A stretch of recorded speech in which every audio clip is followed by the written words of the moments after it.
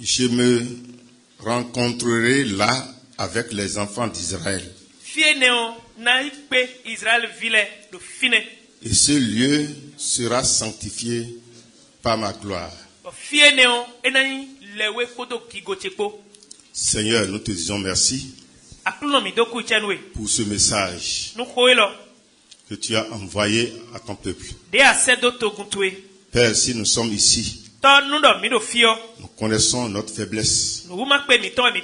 Et c'est pourquoi nous venons à ta puissance. Nous venons à ta protection.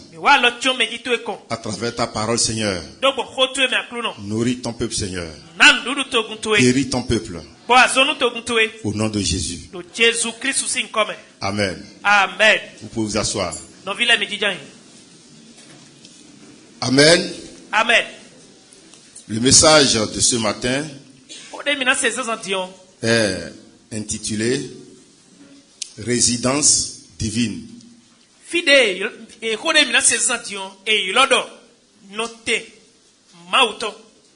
Amen. Amen. Là où Dieu réside. Et je vous dis toujours quelque chose. Si vous quittez votre maison, vous venez à l'église, et si c'est pour vous regarder les uns les autres et repartir à la maison,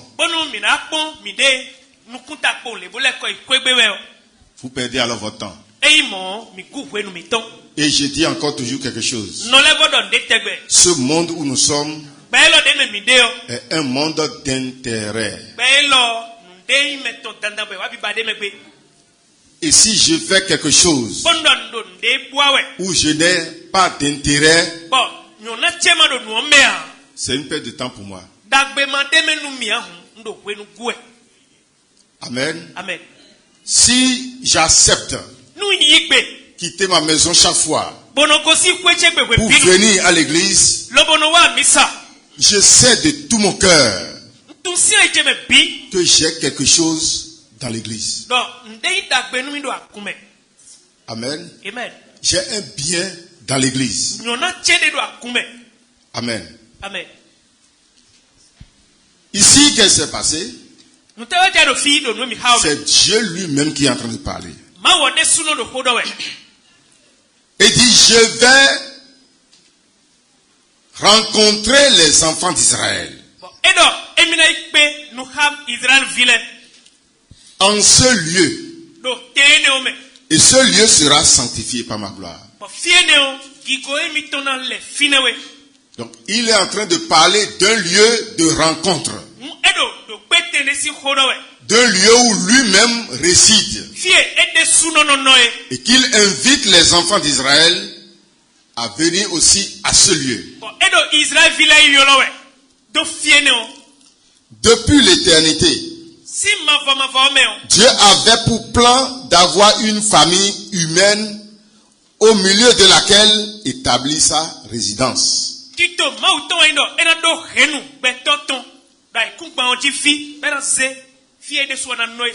n'ai pas dit depuis le commencement. Parce que l'éternité est différente du commencement.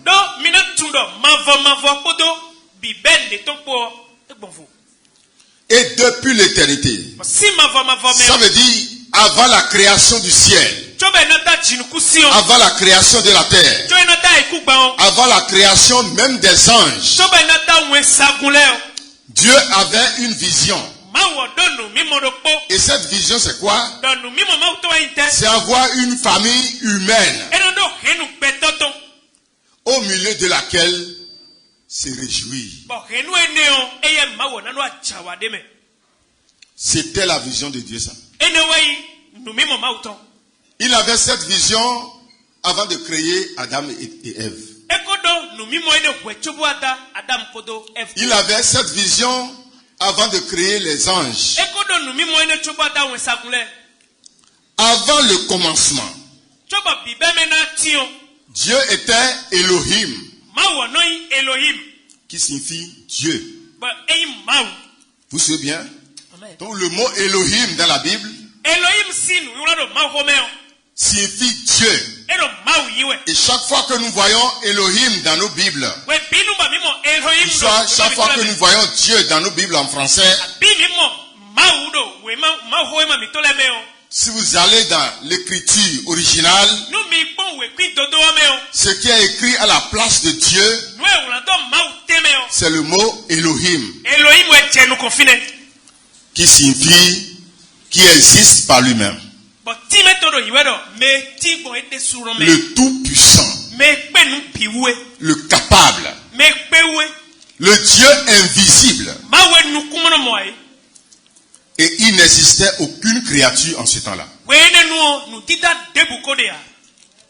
Amen. On l'appelle seulement Dieu. Et Dieu, c'était parce que il est immuable. Il est grand. Il est capable. Amen. C'était comme ça depuis l'éternité, avant le commencement. Avant que cette vision d'avoir une famille humaine ne s'accomplisse, il lui faut alors sortir de l'éternité pour rentrer dans la période des temps. Je vais vous l'expliquer. Dans l'éternité, il n'y a pas un an, il n'y a pas 2 ans. Il n'y a pas 10 minutes, il n'y a pas un jour. Il n'y a pas la notion de temps dans l'éternité. Amen. Mais dans l'éternité, Dieu avait une vision. J'aurai une famille des hommes, au milieu de laquelle je serai bien, je vais bien me porter. C'est ça qui sera la perfection de mon royaume. En ce temps où il avait cette vision-là, les anges n'existaient pas. Amen. Il prit alors une forme visible. Donc, il sort de l'éternité. Et il prend une forme visible où a résidé son esprit. Parce que lui-même il est esprit. Mais pour réaliser son rêve, il faut que lui-même quitte l'éternité pour rentrer dans la période des temps. Et le Dieu invisible, ça veut dire le Dieu Elohim est devenu alors le Dieu Yahweh, que nous donnons aussi le nom Jéhovah. Et dans nos Bibles en français, ils ont traduit ça en éternel. Donc, Elohim et Yahweh, c'est toujours le même Dieu. Mais avec de différentes présentations, de différentes formes. Vous suivez bien? La Bible dit jusqu'au Nouveau Testament, dans le livre de Jean, personne n'a jamais vu Dieu.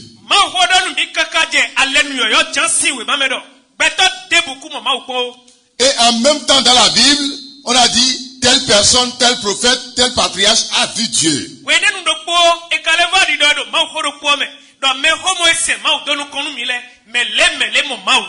Et si nous mettons ces deux versets-là ensemble, c'est comme si la Bible se contredit elle-même. Mais ce n'est pas une contradiction. Dieu, dans l'éternité, est invisible. Et c'est ça qui est le mot Dieu. Elohim. Mais lorsqu'il est rentré, il veut rentrer dans la création. Il faut qu'il change de forme pour devenir visible. Donc il faut une image. Et lorsque Dieu prend une image, il se sert de cette image comme sa demeure.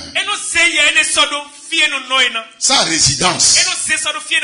Et lorsqu'on est en train de voir l'image, celui qui voit l'image peut dire je suis en train de voir Dieu. Il n'a pas menti parce qu'il voit quelque chose. Mais il ne voit pas Elohim, mais il est en train de voir Yahweh.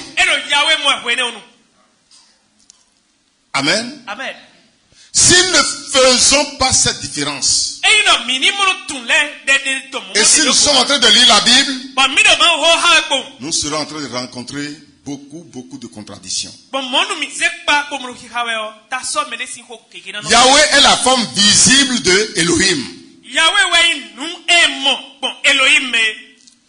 Si quelqu'un cherche à voir Elohim, il ne pourra pas le voir. Mais à travers Yahweh, on peut trouver Elohim. Donc Yahweh est alors une résidence que Elohim vient habiter. Les créatures de la Bible n'ont pas commencé par l'éternité, mais par le commencement. Amen. C'est pourquoi même le récit de la Bible, les écrits de la Bible, à partir de Genèse, lisez-moi ça. Moïse n'a pas dit à l'éternité, mais il a dit au commencement.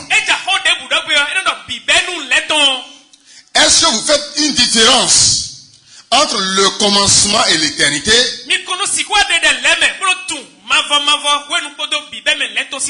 L'éternité, c'est ce qui n'a pas de fin et qui n'a pas de début.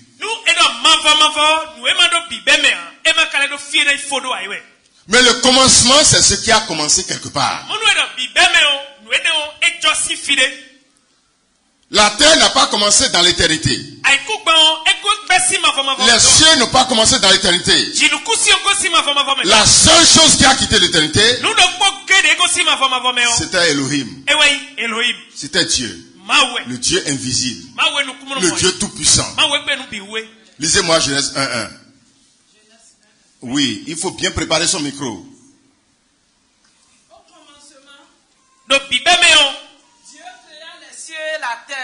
Au commencement. Donc la Bible a commencé par le commencement. C'est pas de l'éternité que Moïse a écrit. Au commencement, Dieu créa les cieux et la terre. Vous suivez bien? Amen. Donc c'est du commencement que nous les hommes, on a commencé à comprendre Dieu. Ce corps par lequel il est sorti de l'éternité, ce corps, pour rentrer dans la période des temps, c'est ce corps qui est appelé le Fils, ou le temple dans lequel habita l'esprit Elohim pour créer maintenant toutes les autres choses. Amen. Amen. Ce corps est visible. Amen. Amen. Ce corps, il est sorti de l'éternité par ce corps. Par ce temple qui s'est formé à lui-même. Et c'est dans ça il est resté maintenant pour créer les anges, les trônes, les dignités, les dominations et toutes choses. Nous allons dans Colossiens. Colossiens 1, le verset 13. Qui nous a délivrés de la puissance des ténèbres, c'est lui Jésus. Et nous a transportés dans le royaume du Fils de son amour. On parle de Elohim ici. En qui nous avons la rédemption. Donc c'est dans ce Fils que nous avons la rédemption.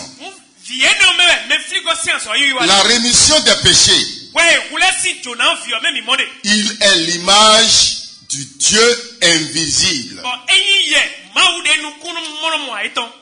La lectrice va se préparer pour finir la lecture. Il est l'image du Dieu invisible. Donc le Dieu Elohim, le Dieu invisible, a pris une image. Et sans l'image là, on ne pourra pas le sentir. On ne pourra pas le voir. Dieu a alors pris une image. Dieu invisible, oui. Le premier-né de toute la création. Il est le premier-né de toute la création. Vous suivez bien? Amen. Donc avant de commencer par créer, c'est lui d'abord, c'est cette image qui est formée d'abord. Et il est rentré dans l'image là. Et à partir de là maintenant, on peut voir Dieu. Sinon, personne ne peut le voir. Personne n'a jamais vu Elohim. Mais les gens ont vu Jéhovah. Et c'est toujours le même Dieu. Amen. Amen. Personne n'a jamais vu Elohim. Mais les gens ont vu Jéhovah. Continue. Car en lui ont été créées toutes les choses. En lui, dans cette image-là. Vous voyez, quand il sortait de l'éternité, il s'est formé une image.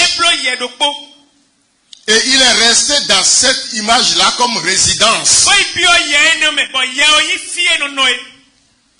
Et dans cette résidence maintenant, il a créé toutes choses. Vous suivez bien? Lisez-moi ça. Qui sont dans les cieux et sur les choses qui sont dans les cieux. Et sur la terre. Les choses qui sont sur la terre. Les visibles et les invisibles. Les choses visibles et les choses invisibles. Trône, dignité. Même le trône de Dieu au ciel. Donc sans l'image, le trône ne serait pas créé. Sans la résidence céleste, le trône même ne sera pas créé. Donc il a créé les trônes, quoi? Les dignités, les dominations et autorités. Et les autorités. Tout a été créé par lui. Tout a été créé par l'image. Cette forme qu'il a prise. Et quand les anges ont ouvert les yeux, ils ont vu qui?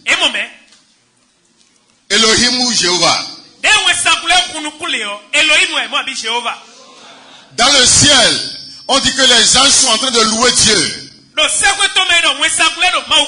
Ils sont en train de louer qui? Yahweh. Jéhovah. Vous suivez bien? C'est fini? Il est avant toutes choses. Il est avant toutes choses. Et toutes choses subsistent en lui. Et toutes choses ont pris d'existence à partir de lui. On parle de l'image là. Il est la tête du corps de l'église. Et aujourd'hui, c'est lui qui est la tête du corps de l'église. Amen. Amen. C'est comme ça que les choses se sont passées. Il est la résidence de Dieu. La première résidence de Dieu. Par qui Dieu est passé pour entrer dans la période des temps. Et c'est à partir de là qu'on peut commencer par compter 1 an, 2 ans. Et je sais que les temps viendront où l'homme ne va plus compter les années, les minutes, parce que la période des temps va finir. C'est ça qu'on appelle la fin des temps. Et quand la fin des temps va arriver, nous allons encore retourner dans l'éternité. Dieu a pris la période des temps pour former ses enfants en Christ. Et dans l'éternité maintenant, nous retournerons tous dans le sein de notre Père. Et tout le monde va porter le même nom de famille. Vous connaissez notre nom de famille? Jésus. Alléluia. Amen. Le jour là, on va m'appeler Jésus Célestin. Le jour là, on va t'appeler Jésus Blandine ou Jésus Constant. Nous aurons le même nom de famille. Et c'est pour former cette famille-là que Dieu a quitté l'éternité pour rentrer dans la période des temps. Et bientôt, nous retournons dans l'éternité. Amen. Si quelqu'un rate l'éternité, il ira faire des années, des milliers d'années en enfer. Amen. Parce qu'il a raté l'éternité. Il était donc la première résistance de Dieu.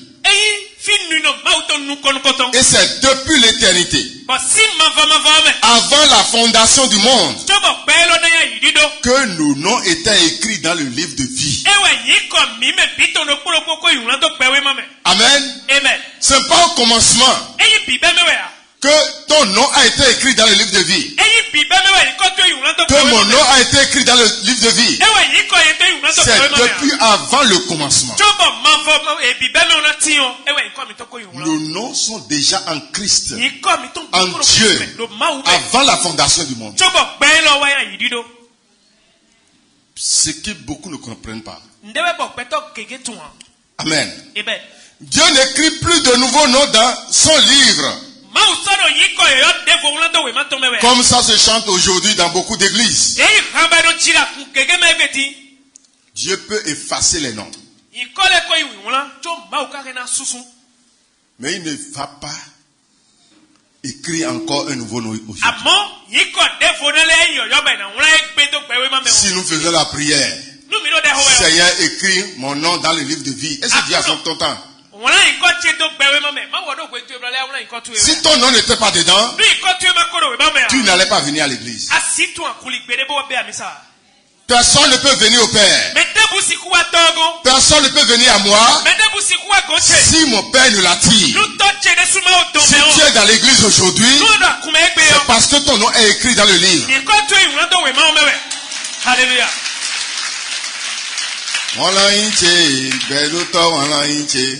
C'est une fausse chanson.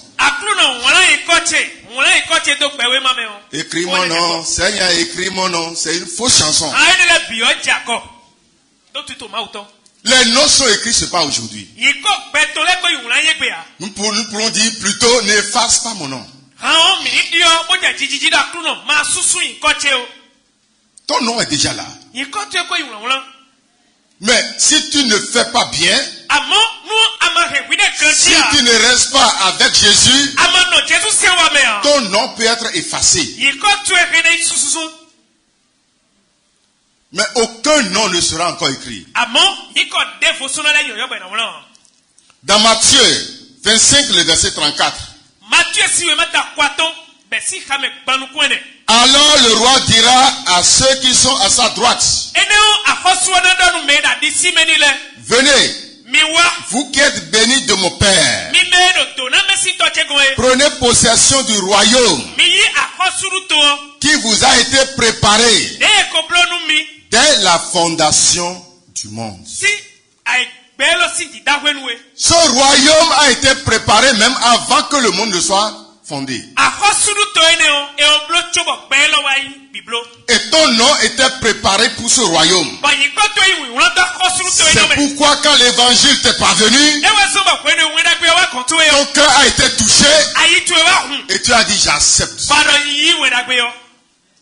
Amen. Amen. Il n'y a pas quelqu'un ici dont le nom n'est pas encore écrit dans le livre de vie. Le travail que nous faisons dans l'église, c'est que nos noms ne soient pas effacés. Ce n'est pas tous les enfants qui sont écrits dans un registre de classe. Quand le maître fait l'appel du matin, ce n'est pas tous les enfants qui répondent présent. Mais ma prière pour chacun ici est que le dernier jour où on va faire l'appel des noms qui sont écrits dans le livre de vie, que tu sois là pour répondre présent. Alléluia. Amen. Ce livre, ce royaume a été en vision pour Dieu depuis avant la création. Et dans Éphésiens 1, le verset 4. En lui, Dieu nous a élus avant la fondation du monde pour que nous soyons saints, irrépréhensibles devant lui. Avant la fondation de ce monde, tu es déjà élu. Ça te paraît bizarre? Ça veut dire que depuis l'éternité, parce que la fondation du monde a commencé par le commencement. Et on dit maintenant avant la fondation. Donc depuis l'éternité, Dieu a déjà écrit ton nom dans son livre qu'on appelle le livre de vie. Est-ce que tu ne t'estimes pas heureux? Plus heureux que ceux qui sont dans le monde et qui n'ont pas connu Jésus? Ou bien tu te compares encore à eux? Ceux-là peuvent avoir des châteaux. Ils peuvent être des milliardaires. J'ai plus de valeur qu'eux. Parce que mon nom est écrit dans le livre de vie. Dans Apocalypse 13, le verset 8. Et tous les habitants de la terre adoreront la bête, ceux dont le nom n'a pas été écrit dès la fondation du monde dans le livre de vie de l'agneau qui a été immolé.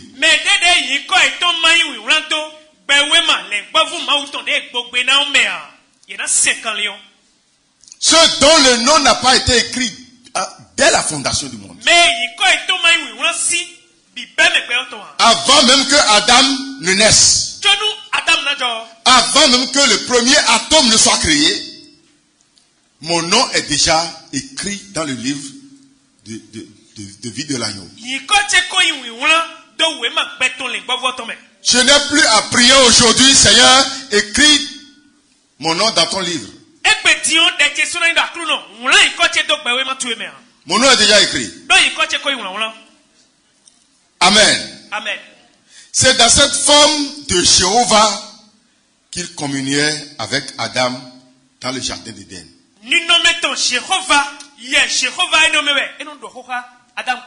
Parce que Adam et Ève le voyaient comme leur père. Il se présente comme une ombre. Et ils entendaient les bruits de ses pas. Ils écoutaient sa voix. Et chaque jour, il descend dans le jardin pour communier avec eux, pour parler avec eux, pour s'amuser avec eux. Parce que la vision de Dieu pour créer Adam et Ève, c'est d'avoir une famille parmi les hommes. Ça veut dire que Dieu désire être avec l'homme. Amen. Si Dieu est loin de moi aujourd'hui, je vais me demander. Parce que ce n'est pas sa volonté d'être loin de moi. Qu'est-ce que j'ai créé pour le séparer de moi? C'est pas Dieu qui se sépare de nous, mais c'est nous-mêmes qui le séparons de nous. Par notre endurcissement de cœur, par notre résistance au Saint-Esprit, nous écartons Dieu et lui se met à l'écart, toujours dans le désir de communier avec nous, de coopérer avec nous, de se réjouir avec nous. La joie de Dieu, c'est toi.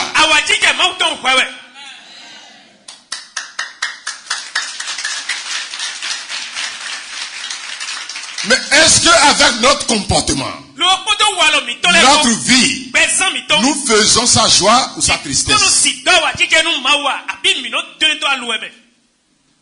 Il se réjouissait d'Adam. Et en voulant créer Adam, il était dans la joie. Faisons l'homme à notre ressemblance. Si ça comme nous, nous le ferons Dieu sur la terre. Et nous allons communier avec lui. Il sera notre représentation terrestre. C'était comme ça que Adam est créé. Mais est-ce que Adam a continué toujours d'être la joie de son créateur? C'est la même raison pour laquelle Dieu t'a appelé. C'est la même raison pour laquelle il te garde. Il te donne la victoire sur ton chemin. Est-ce qu'aujourd'hui, tu es sa joie réellement ou une tristesse pour lui? Si notre vie est une tristesse pour Dieu, ça veut dire que nous ne sommes pas en train d'accomplir notre destin. Dans Genèse 3, le verset 8. Alors ils entendirent la voix de l'Éternel. C'est qui ici? Elohim ou Jéhovah? Amen. Le mot éternel dans notre Bible, dans la Bible originelle, c'était Jéhovah. Et la Bible dit que Adam et Ève entendirent la voix de Jéhovah. C'est pas la voix de Elohim. C'est la manifestation visible de Dieu. Je reprends le verset.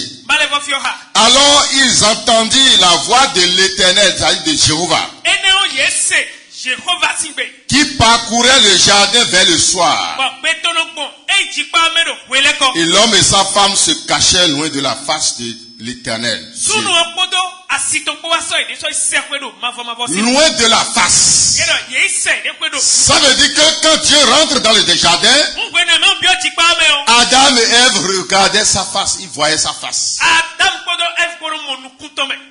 Il avait une image.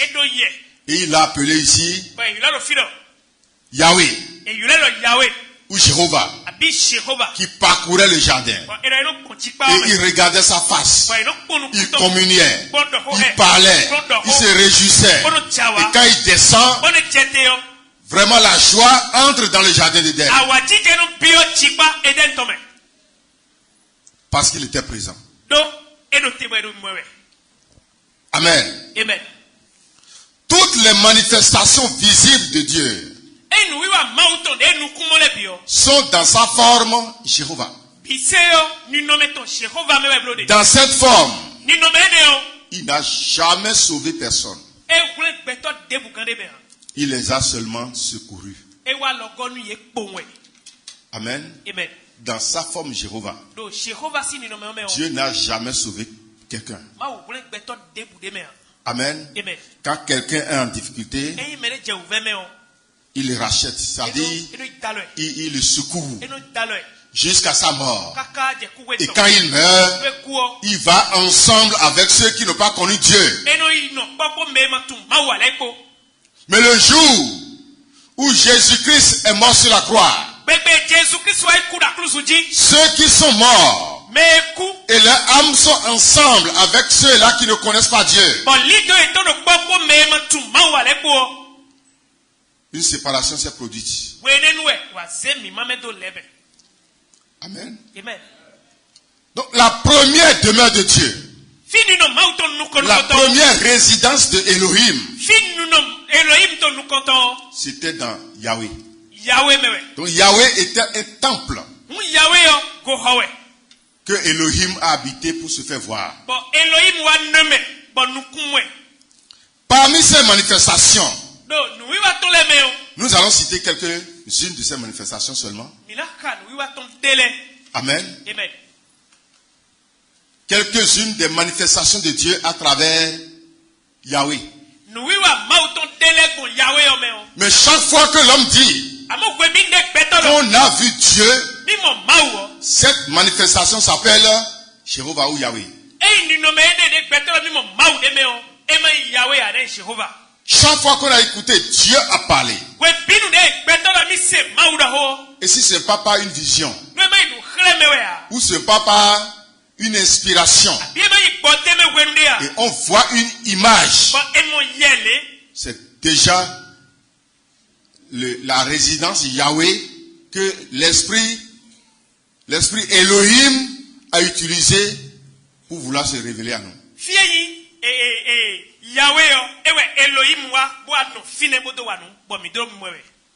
Sinon, Dieu est invisible. Je vais prendre une première manifestation visible. Dans Hébreux 7, le verset 1er ou 3.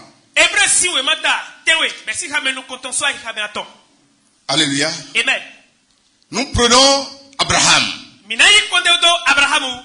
Abraham a vu plusieurs fois Dieu. Et sous plusieurs formes. Mais il lui a toujours donné le même nom. Amen. Amen. Abraham a vu Dieu comme un homme. Il a vu Dieu comme un ange. Il a vu Dieu comme quoi encore? Comme Melchisedec. Mais il a toujours donné le nom éternel. Le nom Yahweh. Hébreux 7. À partir du premier verset. En effet, oui. ce Melchisedec, roi de Salem, ce Melchisedec qu'on appelle roi de Salem, beaucoup disent que Salem là c'est Jérusalem. Oui, Jérusalem a porté le nom Salem. N'est-ce pas? Mais au temps d'Abraham, Jérusalem n'existait pas. Amen. Amen. Ce sont les Jébus qui étaient là. Amen. Amen. Jérusalem n'appartenait même pas à Abraham dans le temps. Donc Melchisedec, qu'on appelle roi de Salem, roi de paix, c'est que Jérusalem a porté ce nom seulement. Amen. Amen. Salem n'existait pas comme ville. Mais Melchisedec était le roi de Salem, d'une ville qui n'existait pas. Donc il est sorti seulement pour venir rencontrer Abraham. Lisez ça. Abraham, roi de Salem, sacrificateur du Dieu très haut. Et la Bible dit, la Bible n'a pas dit qu'il était le Dieu très haut.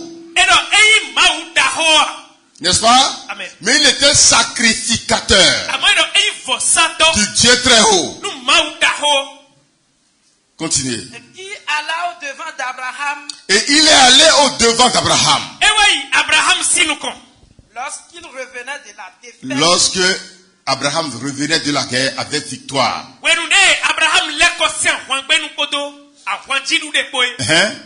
rois qui le bénissent. Et à qui Abraham donna la dîme. Et Abraham lui a donné la dîme de tous ses butins. Qui est d'abord roi de justice. Et son nom signifie premièrement le roi de justice. Qui s'appelle comment? Comme ça. Qui porte aujourd'hui le nom de roi de justice. Continue. D'après la signification de son nom, oui. Ensuite roi de Salem. On l'appelle encore roi de Salem. Donc Melchizedek signifie roi de Salem. Et on l'a appelé aussi, non, Melchizedek signifie roi de justice. Et on l'appelle aussi roi de Salem. C'est-à-dire roi de paix. Donc ce n'est pas la ville qu'il commande qu'on appelle Salem. C'est son nom qu'on appelle roi de Salem. Comme on appelle aussi son nom roi de justice. Il n'y avait pas une ville citée en ce temps qu'on appelle justice. N'est-ce pas? Est-ce qu'il y avait une ville dans le temps dont le nom s'appelle justice? Tododo. On appelle ville justice. Est-ce qu'il y avait cette ville en ce temps-là? Et c'est de la même manière, il n'y avait pas une ville en ce temps qu'on appelle paix. Mais lui, on l'a appelé roi de justice. Comme si justice était une ville. N'est-ce pas? On l'appelle roi de Salem, roi de paix. Comme si Salem était une ville. Mais c'est son nom ça. Qui est sans père, sans mère. Et on dit qu'il n'a pas de père. Est-ce qu'il y a un roi comme ça sur la terre qui n'a pas de père? Qui n'a pas de mère? Qui n'a pas de parents? Qui n'a pas un grand-parent? Lui, il est sorti seulement du vide. Il n'a ni commencement. Il n'a pas de commencement de vie. Et il n'a pas de fin de vie. Mais qui est rendu semblable au Fils de Dieu. Mais il n'est pas le Fils de Dieu. Il est rendu semblable au Fils de Dieu. Amen. Parce que lui n'avait pas de sang. Alors que le Fils de Dieu est venu avec le sang. Melchizedek n'avait pas de chair. Il peut s'habiller comme moi. Et vous allez voir un homme bien debout comme ça. Il peut tendre la main et prendre la chose dans la main de quelqu'un. Mais lorsque vous passez la main sur lui, c'est comme dans le vide. Votre main peut passer. Il n'avait pas un corps physique. Mais c'était seulement une image formée par Dieu pour se faire voir par Abraham. Et quand il voit Melchizedek, lui-même sait que c'est Dieu qui est venu le rencontrer. Et il donne sa dîme à Melchizedek. Melchizedek était une résidence de Dieu. Tout juste pour communier avec Abraham. Pour réjouir Abraham. Pour diriger Abraham. Parce que sa vision, il sait qu'à partir d'Abraham, quelqu'un naîtra. Et les fils qui vont le réjouir demain sortiront de ce germe d'Abraham. Amen. La résidence. Melchizedek était une résidence. Amen. Deuxième résidence que je veux utiliser ce matin. Nous allons dans Exode 13. Le verset 21. Le temps où les enfants d'Israël ont quitté l'Égypte pour se diriger vers la mer Rouge, dans le désert. Je vais vous demander quelque chose. Ils ont vu Dieu ou ils n'ont pas vu Dieu? Ils ont vu Dieu. À travers quoi? À travers la colonne de feu et de nuée. Et je vais vous demander, notre Dieu est colonne de feu. Il a une colonne de nuée. Il est Dieu. Lisez-moi ça.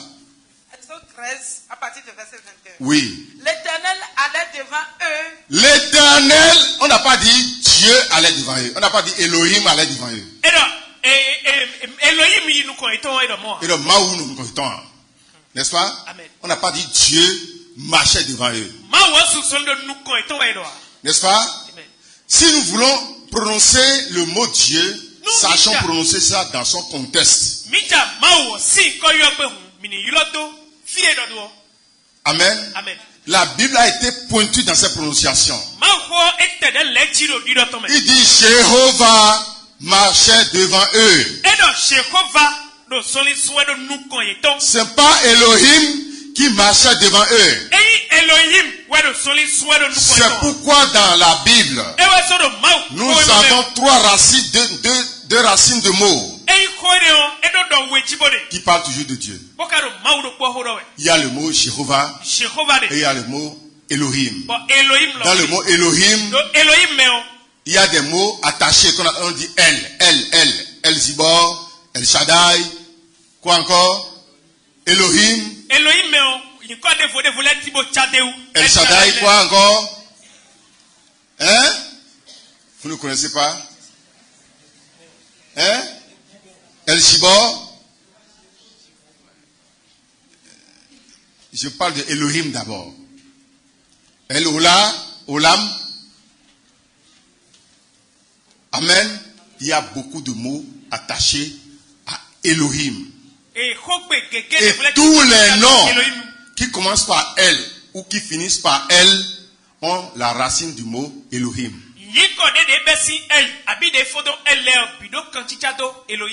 Emmanuel, Eli, quoi encore? Samuel,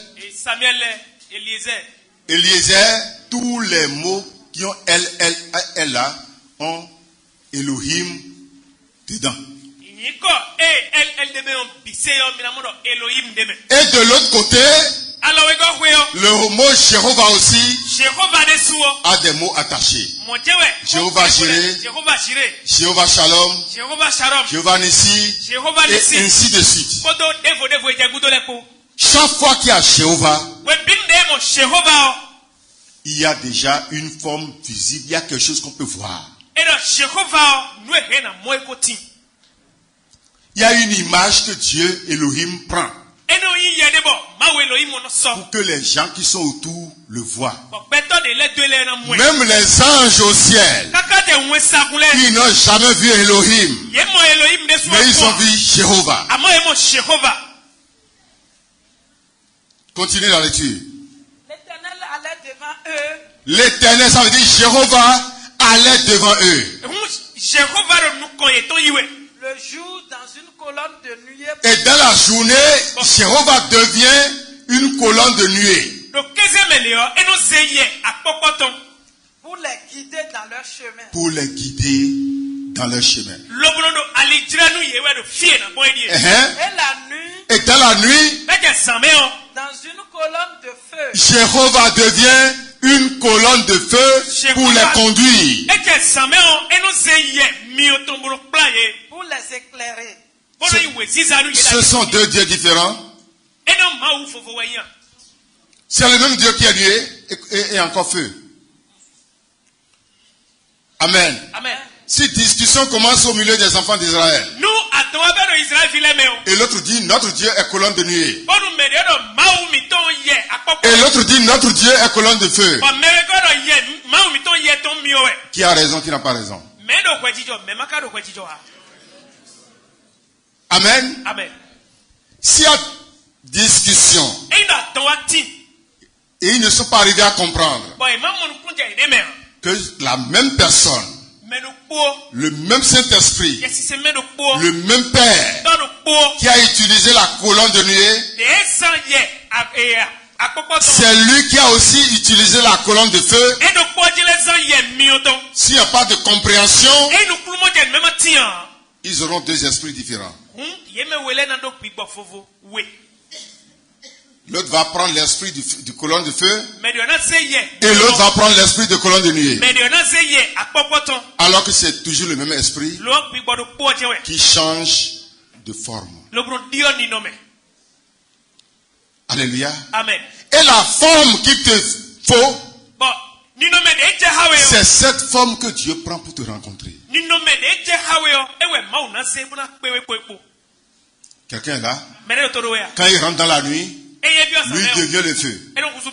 Quand il rentre dans la journée, il devient nuée. Ce qu'il te faut, c'est ça que Dieu est pour toi. Alléluia. Amen. Si tu es un homme de pauvreté, Dieu sera un Dieu de pauvreté pour toi. Et tu seras toujours pauvre. Tu vas l'adorer comme Dieu de pauvreté. Mais ceux qui l'ont connu, et qui marchent avec lui, comme le Dieu de richesse, il sera richesse pour lui. Amen. Amen. C'est toujours le même Dieu. Troisième résidence. Il y a beaucoup de résidences. J'ai choisi quelques-uns seulement pour montrer à l'église que Dieu a utilisé beaucoup d'images comme Jéhovah pour se montrer à ses enfants et pour secourir ses enfants. Mais il a utilisé une seule image pour nous sauver. Le salut de notre âme. Dieu n'a pas utilisé beaucoup d'images. Amen. Amen. C'est une seule image qu'il a utilisée. Dieu s'est présenté dans Jéhovah comme un homme ou un ange. Amen. Amen. Nous retournons encore vers Abraham. Dans Genèse 18. Nous lisons d'abord du verset 1er au verset 3. Et après nous allons lire le verset 13 au verset 14. Et pour finir nous allons lire le verset 22. Lisez le verset 1 à 3 d'abord. L'Éternel lui apparut parmi les chaînes de Mamré. Abraham était assis pendant le temps de chaleur sous un grand arbre devant sa maison. Et il regardait loin. Qu'est-ce qu'il a vu? Comme il était assis à l'entrée de sa tente dans la chaleur du jour, oui. Il leva les yeux et regarda. Il leva les yeux loin et il a regardé. Et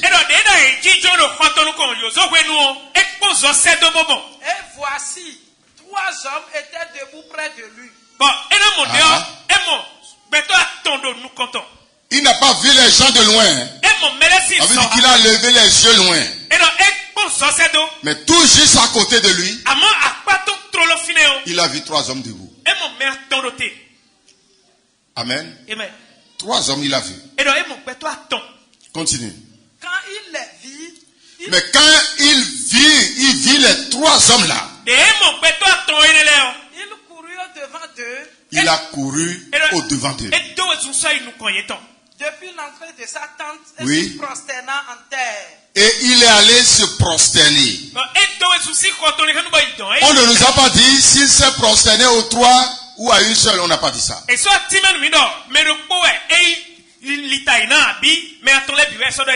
nous allons voir la suite. Et il dit, Seigneur, si j'ai trouvé grâce à tes yeux. Donc il parle à combien de personnes là? Donc il a négligé les 2 autres hommes. Et il a fait face à un seul homme parmi les 3. Il dit, si j'ai trouvé grâce à tes yeux. Ne passe point, je te prie. Il n'a pas dit ne passez point. Ne passe point. Il parlait à une seule personne. Hein? Ne passe point, je te prie, oui. De ton serviteur. Et il dit être le serviteur de celui qui est en train de passer.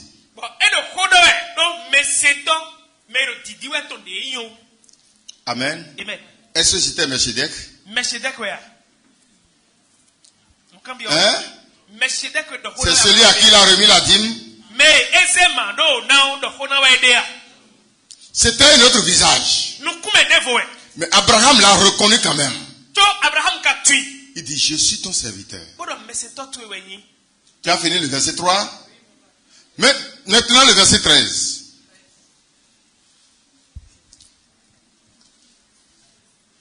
L'Éternel dit à Abraham. Ah. Celui à qui il parlait, parmi les trois hommes là, la Bible dit que c'était Jéhovah. Donc Jéhovah s'était fait accompagner par deux hommes. Amen. Amen. Jéhovah s'était fait accompagner par deux hommes. Et quels sont ces hommes-là qui ont dépassé Abraham encore et qui marchent avec Dieu?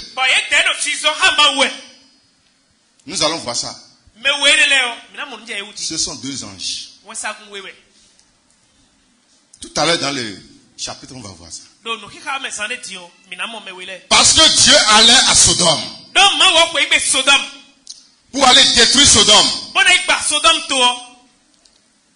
Et il doit avoir un ange qui ira secourir Lot.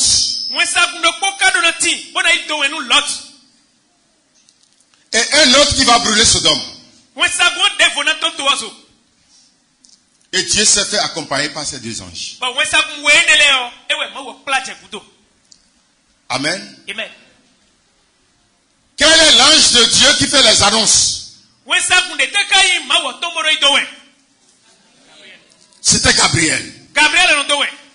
Arrivé à Sodome, il est allé dire à Lot. Lot, le temps est arrivé. Tu dois sortir, le temps est arrivé. Tu dois sortir. Parce que Dieu veut brûler le pays. Quand les gens sont arrivés pour vouloir faire la sodomie avec ces anges-là, croyant qu'ils sont des simples hommes, l'autre ange a levé la main comme ça. C'est pas celui qui voulait sauver l'autre qui a aveuglé les hommes.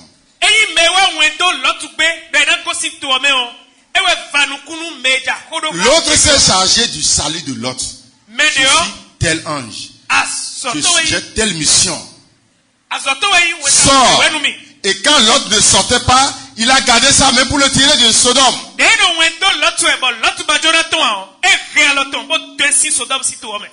Et l'autre ange a fait comme ça. Et le feu est descendu. Ce sont ces deux-là qui ont suivi Abraham et ils devaient passer, qui ont suivi Jéhovah et qui devaient passer par la maison d'Abraham parce qu'Abraham était leur ami.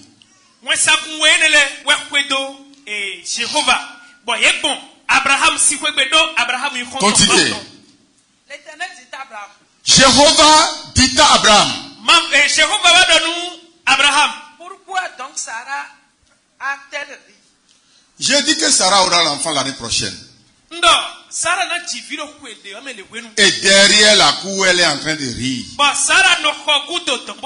Abraham pouvait lui demander, mais comment nous sommes ici et toi tu vois derrière la cour là-bas? Qu'est-ce que Dieu ne voit pas?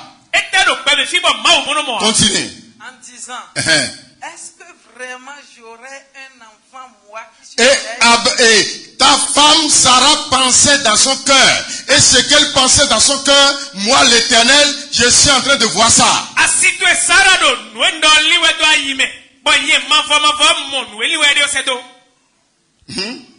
a-t-il rien qui soit étonnant de la part de Est-ce que quelque chose étonne l'Éternel que je suis?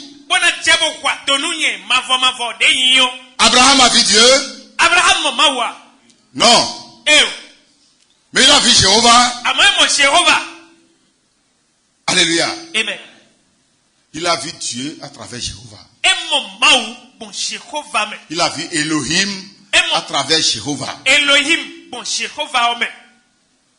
Ce n'était pas Elohim lui-même, mais qu'il voit comme ça. Mais c'est Elohim qui lui parlait.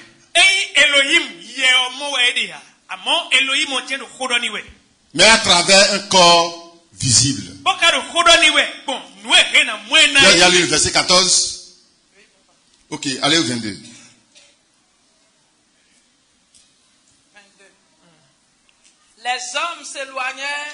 Les hommes s'éloignèrent. Donc les deux hommes qui ont accompagné Jéhovah sont partis.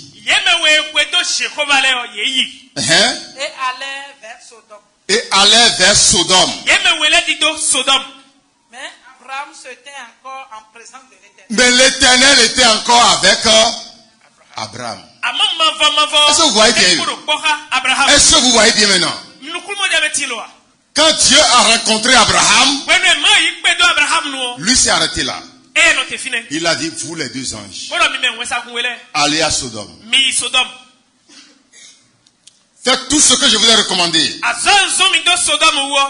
Et on les a appelés des hommes.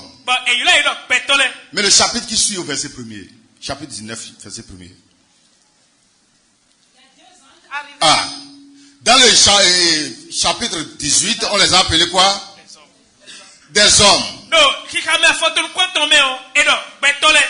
Mais dans le chapitre 19, on les a appelés des anges. Ça veut dire que les anges ont la forme de... Et qu'est-ce qu'il leur manquait? Hein? La chair et le sang. Il y a des gens qui font les photos des anges, ils ont des ailes. Il y a deux formes d'anges qui ont des ailes. Tous les anges ne sont pas ailés. Les chérubins et les séraphins seuls qui ont des ailes.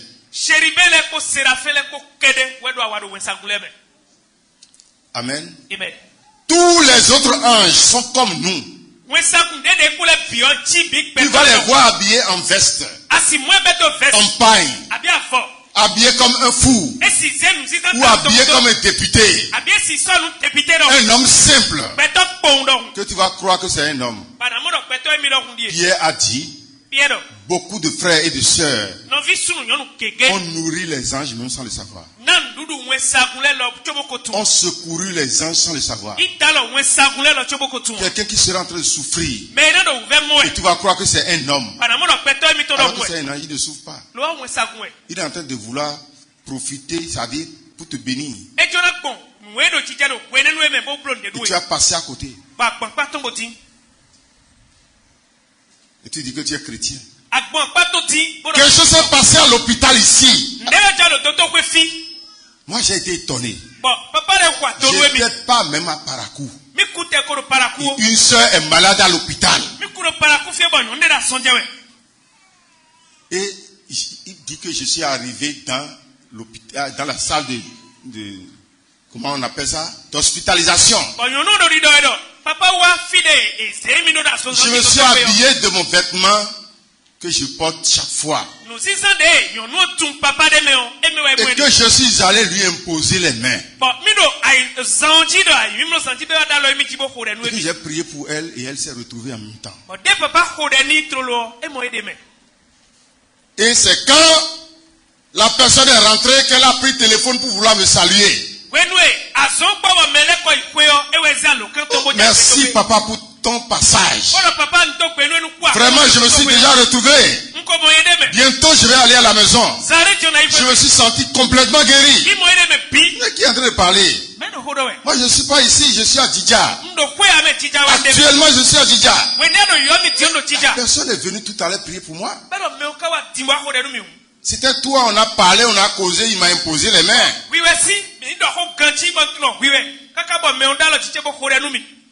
C'était pas moi. J'étais pas Parakou. Alléluia. Amen. Pierre, c'est Pierre qui a dit ça, non, ça Paul. Que beaucoup font des choses comme ça aux anges. Sans le savoir. Ce n'est pas que les anges ont besoin de ça. Mais ils ont voulu saisir cette occasion pour te bénir.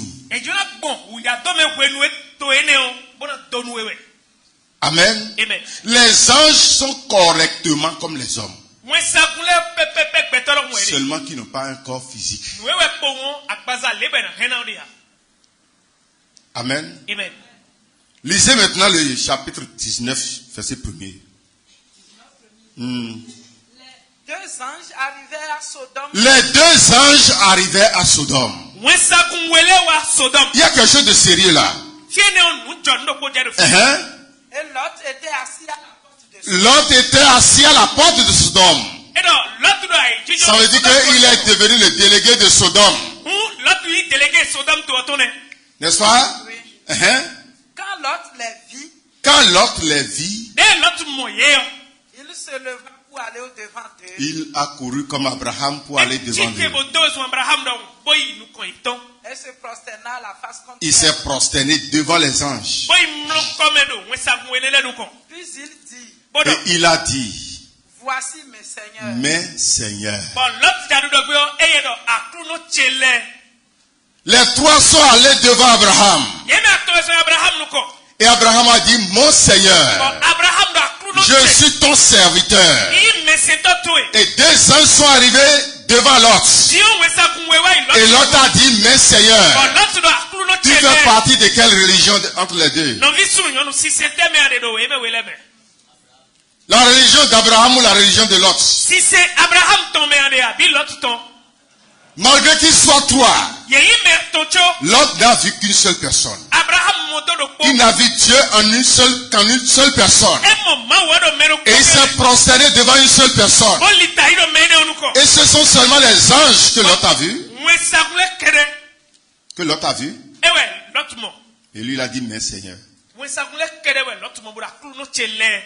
Le premier commandement de Dieu. Tu n'auras point d'autre Dieu devant ma face. Je suis le seul éternel. Et en dehors de moi, il n'y a point d'autre Dieu. Je suis l'unique. C'est le Dieu d'Abraham. Le Dieu unique. Alléluia. Il n'est pas trois personnes. Il est une seule personne. En une seule personne. Et si tu adores Dieu en trois personnes, je te dis que tu es idolâtre.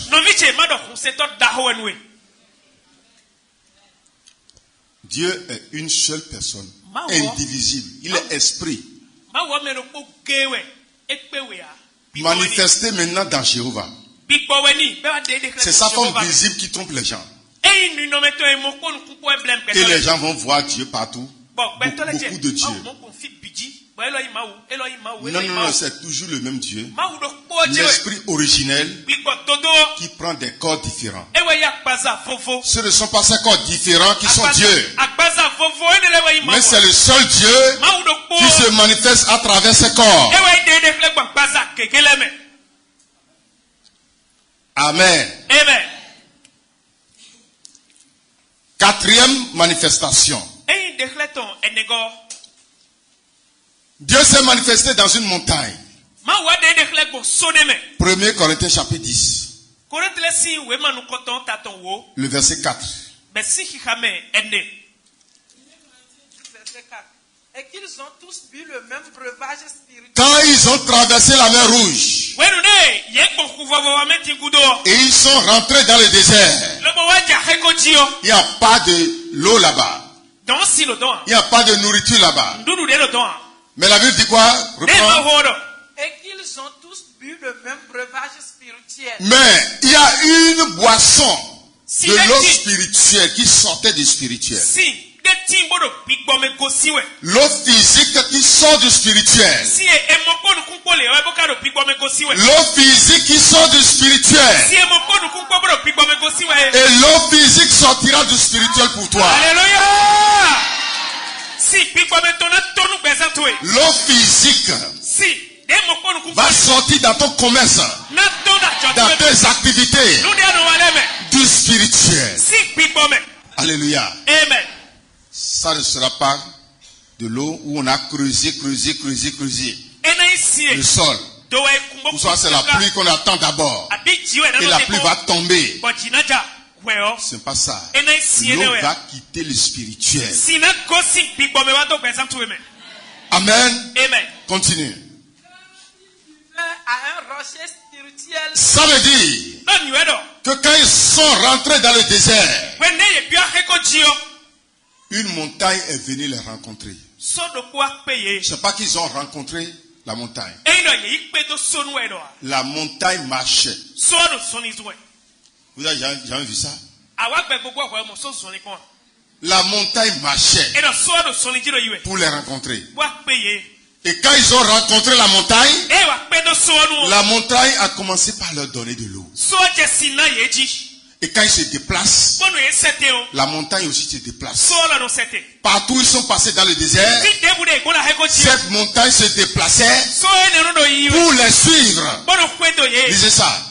Car ils buvaient à un rocher spirituel qui les suivait. Ils buvaient d'un rocher spirituel. Et le rocher marchait derrière eux. Hein? Ce rocher était Christ. Et ce rocher était Christ. Depuis l'Ancien Testament, le mot Christ signifie quoi? Oint. Amen. Amen. Le mot Christ, c'est sa signification. Oint, il est oint. Donc si Jéhovah rentre dans quelque chose, ça devient le oint.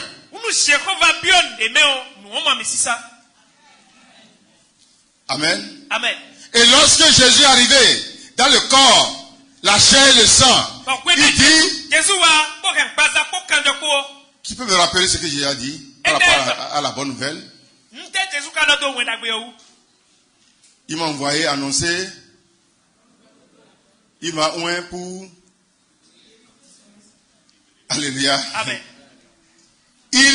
Jésus aussi a été le Christ, le oint. C'est pourquoi on lui dit Jésus le Christ. Son nom c'est Jésus. Christ c'est ce qu'il est, ce qu'il a. Le oint, l'onction de son père est sur lui. C'est pourquoi on l'appelle Christ. Donc c'est lui qui les a rencontrés. Et je vais vous dire que le Christ c'est une montagne. Alléluia. Parce que la montagne marchait avec eux.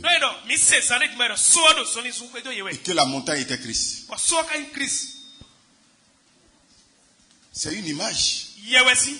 C'était pas une montagne physique. On peut monter sur ça aujourd'hui. Après le désert, on n'a plus vu cette montagne-là. Amen. C'était une image que Elohim a prise pour s'habiller avec. Tout juste pour donner une solution à Israël dans le temps. Mais malgré qu'ils aient bu l'eau de cette montagne, ils sont tous morts. Jusqu'à Moïse lui-même qui leur a fait sortir de l'eau de la montagne. Il n'est pas allé à Canaan. Ils ont eu une solution pour le temps. Mais ils n'ont pas été sauvés. Amen. Amen. Il a fallu le vrai temple physique doit arriver pour être la résidence de Elohim avant que l'homme ne soit réellement sauvé. Amen. Amen. 5e habitation ou résidence. Le tabernacle de Moïse ou le temple de Salomon. Ça, c'est des constructions. Mais Dieu, l'Esprit de Dieu est venu habiter dans ça. Et quand on veut voir Dieu, on le voit à travers son tabernacle. Amen. Amen. Nous lisons ça dans Exode 25, le verset 8.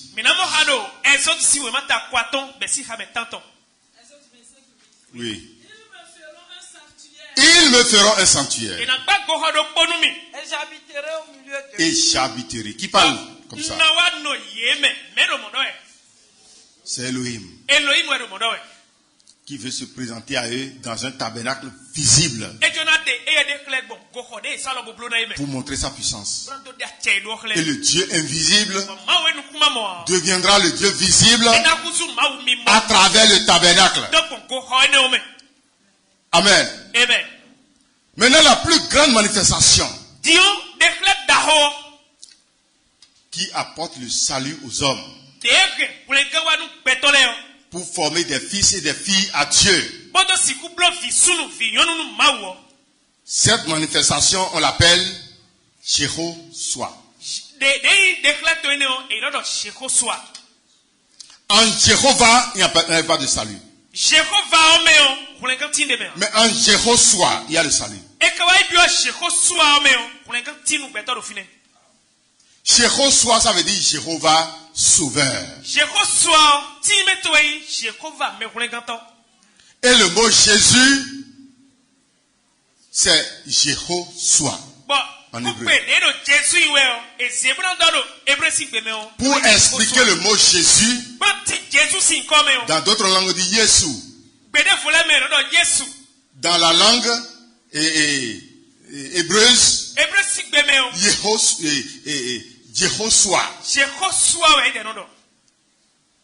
Ce qui signifie Jéhovah sauveur. Jéhovah qui s'était fait apparaître depuis Adam et Ève. Passant par Abraham jusqu'aux enfants d'Israël, et qui n'a jamais sauvé quelqu'un, mais il a secouru seulement les gens. Et après leur mort, ils sont enterrés et leurs âmes vont dans le séjour des morts. Jéhovah a pris une autre forme. Et dans cette nouvelle forme, les hommes sont sauvés. C'est là le mot Jéhoshua, qui est le mot Jésus en français. C'est seulement dans cette forme qu'il est venu avec le sang et la chair pour faire de nous des fils et des filles de Dieu. Donc la vision que Dieu a depuis l'éternité est en train de s'accomplir aujourd'hui en Jésus. Et si tu es en Christ aujourd'hui, tu fais partie des enfants pour qui, c'est-à-dire à cause de qui Dieu doit se réjouir. Tu feras la joie de Dieu dans l'éternité. Quand nous allons passer de la période de temps pour entrer dans l'éternité, toi qui es en Christ aujourd'hui, tu seras la joie de Dieu en ce temps-là. C'est la vision de Dieu qui est en train de s'accomplir comme ça. Et bientôt, nous finissons la période de temps. Et nous rentrons dans le but même pour lequel Dieu nous a appelés en Christ. Hébreux 2, le verset 14. Ainsi donc, puisque les enfants participent au sang et à la chair, il a également participé lui-même. Elohim a participé au sang et à la chair,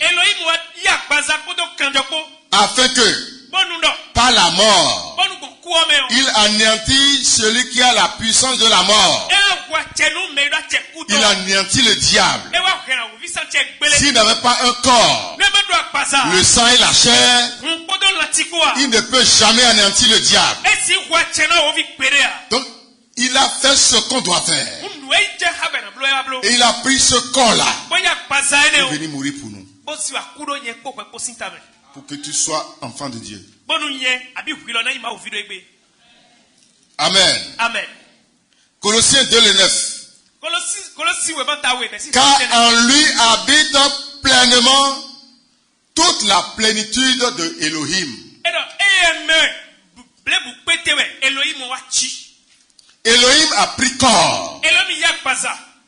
Dieu a pris corps pour habiter en Christ, dans son Fils, qui est aussi une résidence de Dieu. Amen.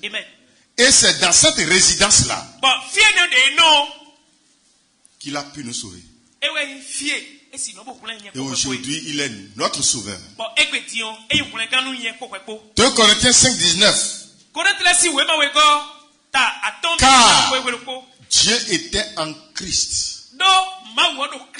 Elohim était en Christ. C'est pourquoi Christ devient Jéhovah. Mais il n'est pas seulement Jéhovah, il est devenu Jéhovah Sauveur. Parce que les autres Jéhovah n'ont pas de sang et la chair. Mais ce Jéhovah que Jésus est aujourd'hui a le sang pour faire la propitiation, pour effacer nos péchés. C'est pourquoi il devient Jéhovah. Amen. Amen. Celui qui est venu sauver. Dieu était en Christ pour réconcilier le monde avec lui-même. Donc la réconciliation est faite. Parce que ce nouveau tabernacle de Dieu qu'on appelle Jésus a le sang et la chair qu'il a sacrifié sur la croix pour que nous soyons sauvés. Tu es réconcilié, mon frère. Tu n'as plus de problème avec Dieu. Tu n'as plus aucun problème avec Dieu. Et par cette réconciliation, tu as dominé Satan pour toujours. Satan ne peut pas lever la tête devant toi.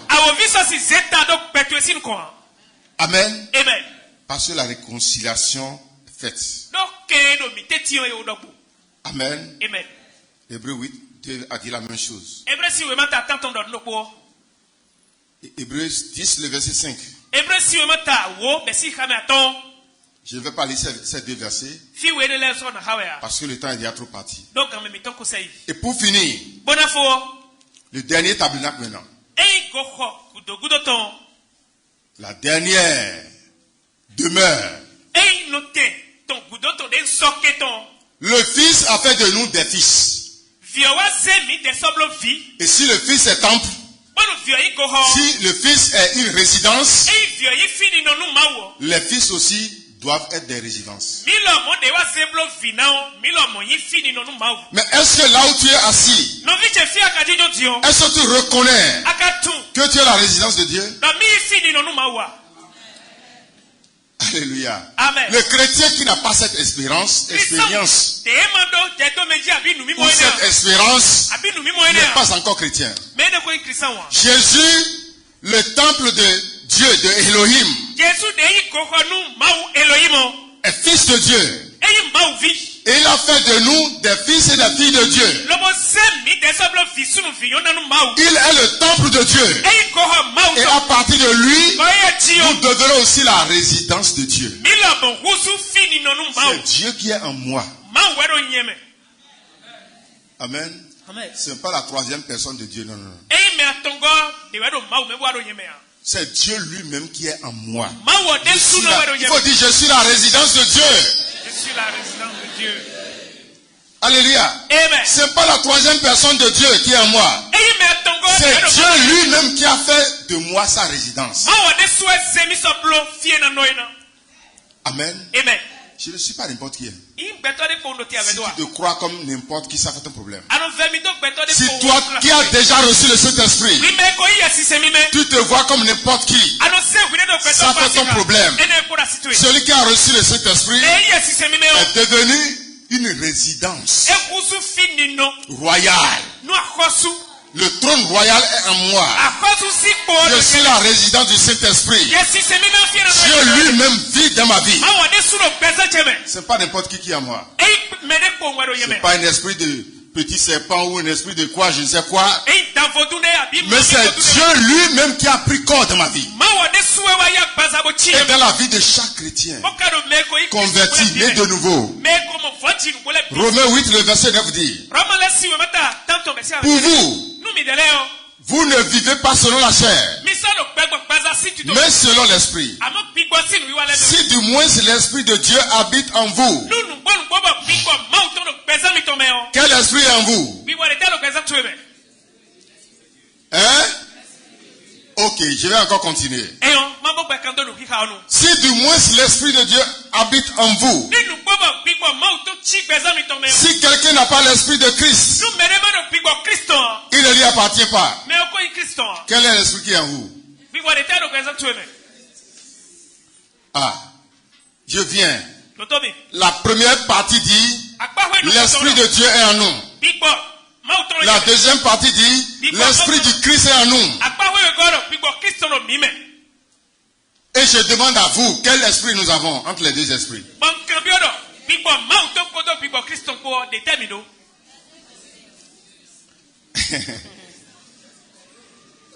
Donc nous avons deux esprits alors. Hein? L'enfant de Dieu a deux esprits. C'est combien d'esprits en nous? Quelqu'un va mourir, Ephésiens 4:4 d'abord. Ephésiens 4:5 d'abord. Et je reviendrai encore dans la lecture. Ephésiens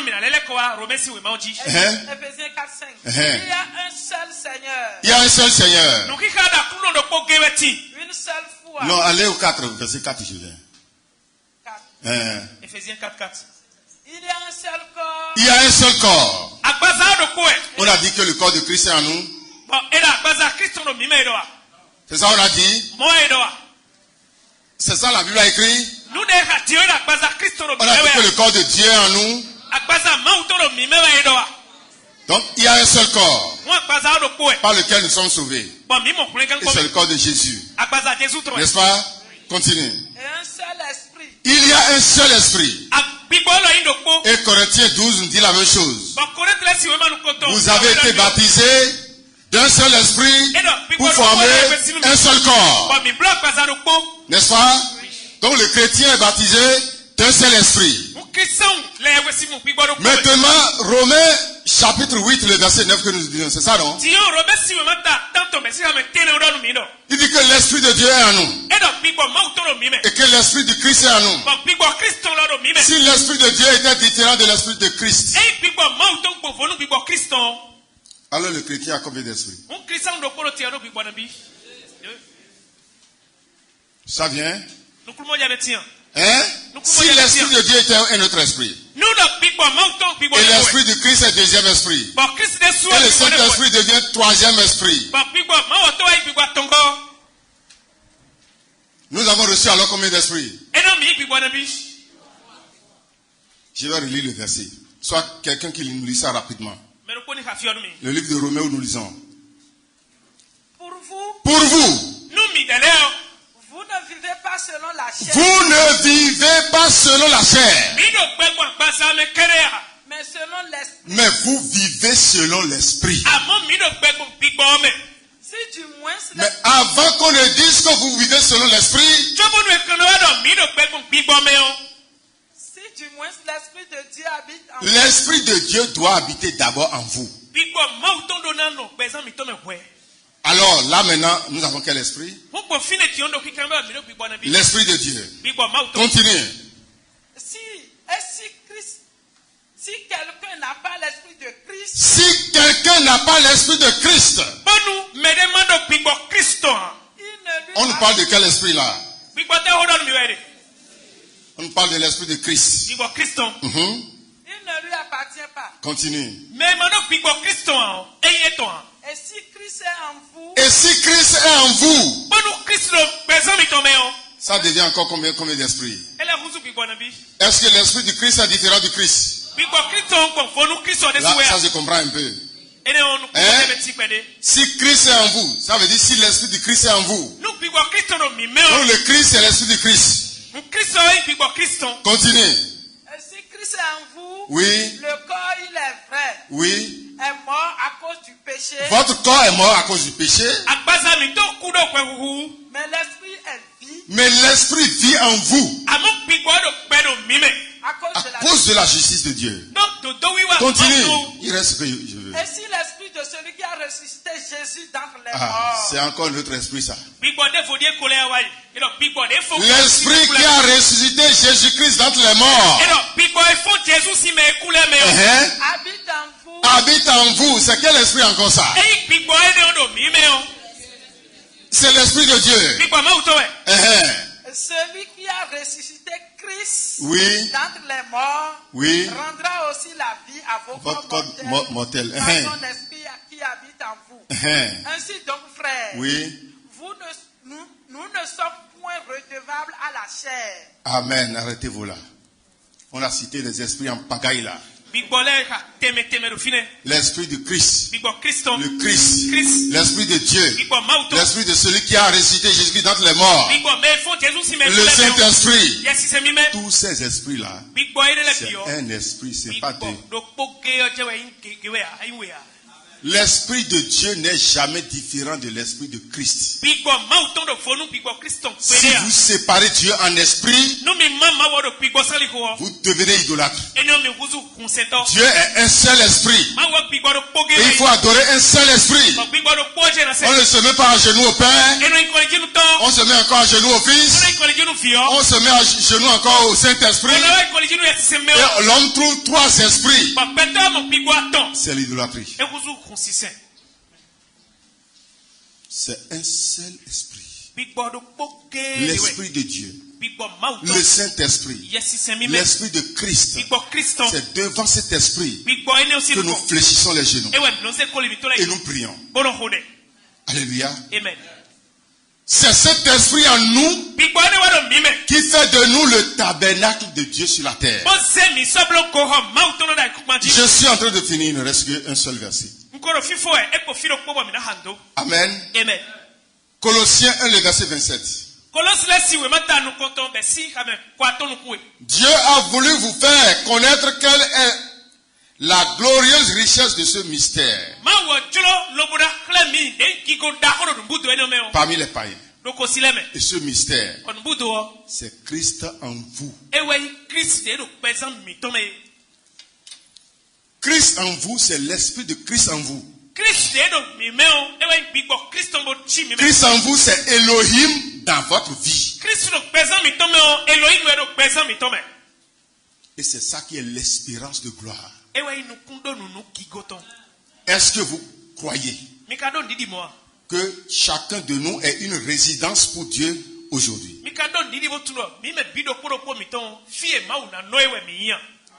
Et que le Seigneur vous bénisse. Amen. Amen.